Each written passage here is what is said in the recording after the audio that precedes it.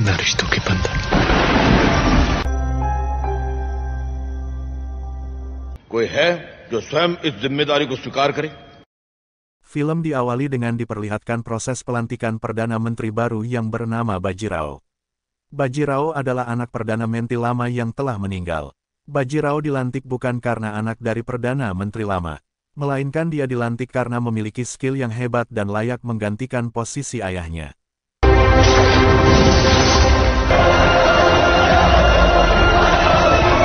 Bajirao sudah memiliki istri yang bernama Kasih, namun sayangnya pernikahan mereka bukan karena cinta. Karena pada zaman dulu orang menikah bukan karena cinta tetapi karena kepentingan politik. Tetapi walau begitu Bajirao tetap mencintai Kasih. Setelah Bajirao dilantik menjadi Perdana Menteri, dengan kehebatannya selama 10 tahun kepemimpinan itu Bajirao berhasil merebut separuh wilayah India.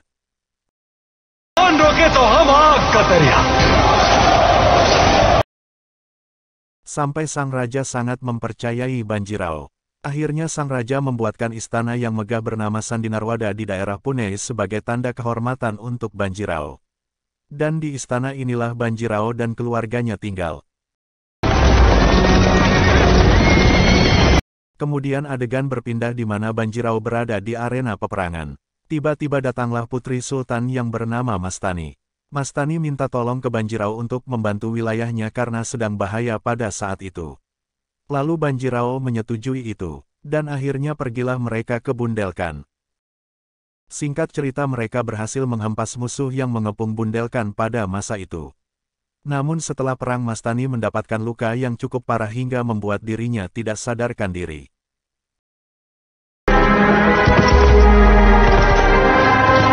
Mastani akhirnya diobati. Dan pada saat Mastani sudah sadar, datanglah Bajirao menemui Mastani untuk menggombalinya. Dan tidak disangka, ternyata Mastani juga memiliki rasa yang sama dengan Bajirao. Akhirnya Bajirao memberikan Mastani belati kesayangannya untuk membuktikan bahwa dia mencintai Mastani.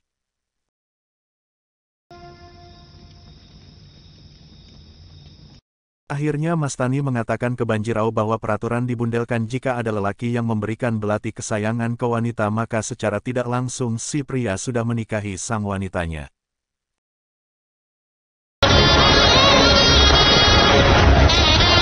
Bajirao akhirnya pulang ke kandangnya di Saniwar. Acara sangat megah dan mewah saat menyambut kepulangan Bajirao. Kasih pun ikut menyambut suaminya dan tanpa rasa curiga Kasih bertanya ke Bajirao di mana belati kesayangannya. Bajirao pun berbohong dan mengatakan bahwa belatinya hilang. Padahal belati tersebut telah diberikan ke Mastani. Saat ibu dan adik Bajirao mengobrol tiba-tiba ada perempuan datang. Dan itu adalah Mastani. Mastani mengatakan dia ingin memberikan hadiah ucapan terima kasih untuk keluarga Bajirao. Tapi yang paling mengejutkan, Mastani menunjukkan belati pemberian Bajirao pada mereka dan mengatakan bahwa adab di Bundelkhand kalau sang pria memberikan belati kesayangannya ke seorang wanita maka wanita itu secara tidak langsung sudah dinikahi. Kemudian adegan berpindah ke Mastani. Ternyata ibu Bajirao memberikan Mastani tempat tinggal di tempat para penari wanita istana. Dan kasta wanita penari dipandang rendah dari orang-orang biasanya.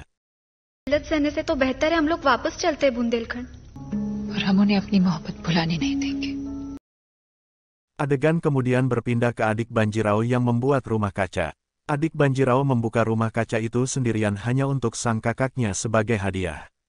Istana itu didesain adanya kaca yang terhubung ke kamar Kasih, agar pada saat Bajirao datang Kasih dapat melihatnya.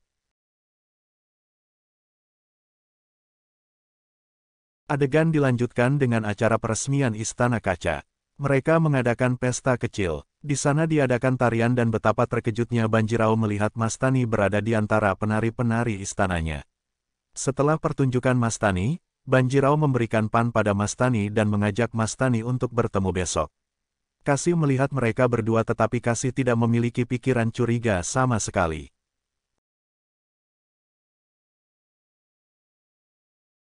Esoknya, ibu Bajirao mengirim Mastani sebagai penari di istana raja di ibu kota.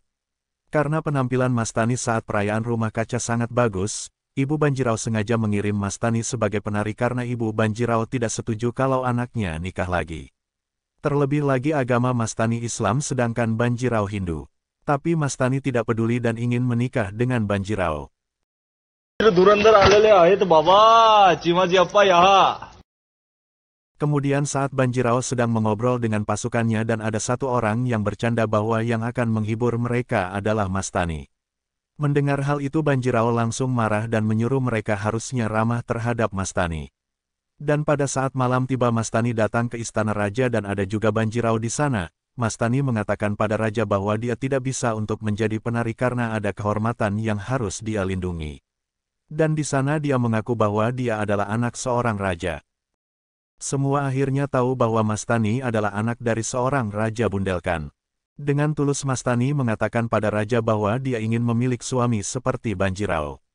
Tentu saja, raja mana yang ingin Perdana Menteri kesayangannya menikahi anak raja muslim seperti Mastani. Lalu Mastani mengatakan jika cinta adalah kejahatan maka hukumlah hamba, ucap Mastani.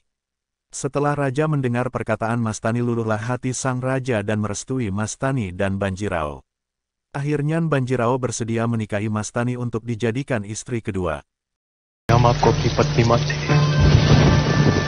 Esoknya, adik Banjirao membawa kabar bahwa Banjirao sudah sukses berdamai dengan musuh wilayah mereka. Dan pada saat bersamaan, mereka juga tahu bahwa Kasih sedang mengandung. Mereka sangat bahagia, dan untuk merayakan itu semua, mereka akan mengadakan acara sedekah pada kaum Brahmana dan mengirim kabar ini ke Mastani. Saat itu kebetulan adalah Hari Raya Idul Fitri. Banjirao datang ke rumah Mastani untuk merayakannya. Kabar itu membuat kaum Brahmana tidak ingin menerima sedekah dari ibu Banjirao karena Banjirao sudah menikahi wanita muslim bahkan ikut merayakan Idul Fitri.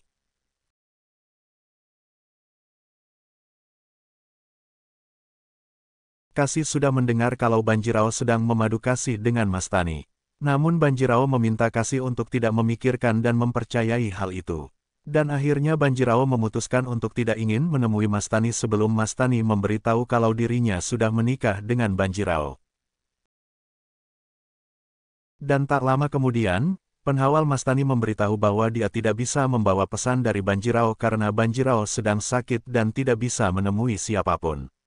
Mendengar hal ini, akhirnya Mastani menemui Banjirao di rumah kaca. Mereka melepas rindu di sana, dan pada saat yang bersamaan, Kasih terbangun dari tidurnya dan membuka layar kaca. Akhirnya Kasih melihat Banjirao sedang berpelukan dengan Mastani lewat kaca yang terhubung ke kamarnya.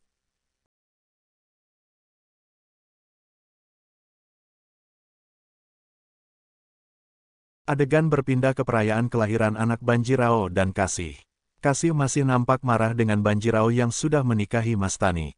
Pada saat itu Mastani juga sedang hamil tua dan akan melahirkan. Karena tidak ada tabib yang menanganinya akhirnya Banjirao sendiri yang menanganinya. Krishna. Beberapa bulan kemudian, pihak keluarga Banjirao tidak setuju dengan adanya bayi dari Mastani karena beda agama dan mereka menyebut bayi Mastani adalah bayi kutukan.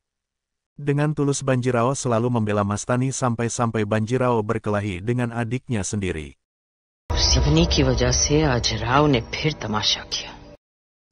Dan beberapa tahun kemudian anak-anaknya sudah mulai tumbuh besar. Dan barulah Banjirao membawa Mastani untuk tinggal bersama di rumah Banjirao. आपने हमारा मान रख लिया पेशवीन भाई. Esoknya saat semua orang Hindu sedang beribadah, tiba-tiba ada teroris yang akan menyerang Mastani dan membunuhnya.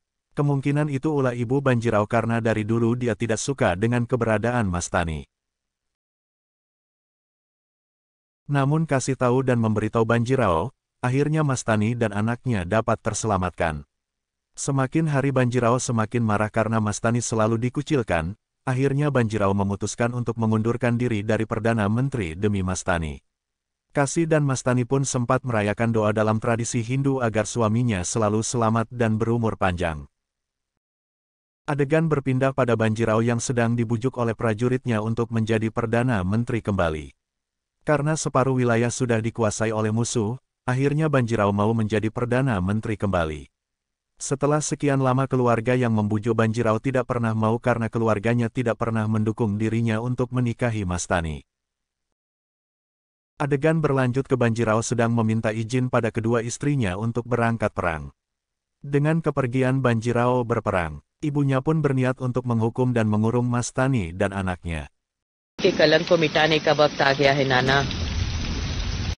Peperangan pun dimulai, Banjirao sangat memperjuangkan wilayahnya.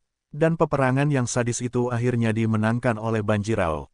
Banjirao menyadarinya bahwa pada saat dia pergi pasti Mastani dalam keadaan yang berbahaya. Dan benar bahwa Mastani mulai dikurung dan siksa. Namun malamnya Banjirao malah jatuh sakit karena peperangan itu dan tidak dapat pulang ke rumahnya. Penyiksaan terhadap Mastani semakin parah, begitu pula dengan penyakit Banjirao yang semakin parah karena racun yang mengenainya. Ibu dan Kasih berniat untuk menjemput Banjirao. Penglihatan Banjirao sudah tidak begitu jelas hingga mengira yang datang adalah Mastani. Kasih sangat kecewa, tetapi ibu Banjirao tidak memperbolehkan Mastani untuk menemui Banjirao. Melihat suaminya yang begitu mencintai Mastani, Kasih akhirnya mengirimkan surat untuk membebaskan Mastani demi suaminya. Namun sayangnya orang di Pune tidak mau membebaskan Mastani. Penyakit Banjirao semakin parah, Kasih setia menemani suami yang dicintainya itu. Banjirao mulai halusinasi dan semakin tidak terkendali. Karena penyakit yang semakin parah ditambah lagi tidak bisa bertemu Mastani. Banjirao akhirnya meninggal dunia begitu pula dengan Mastani. Mereka berdua meninggal dunia di tempat yang berbeda. Sampai akhir hayat, mereka tidak pernah bertemu lagi. Dan film pun selesai. अपने आप में एक धर्म है।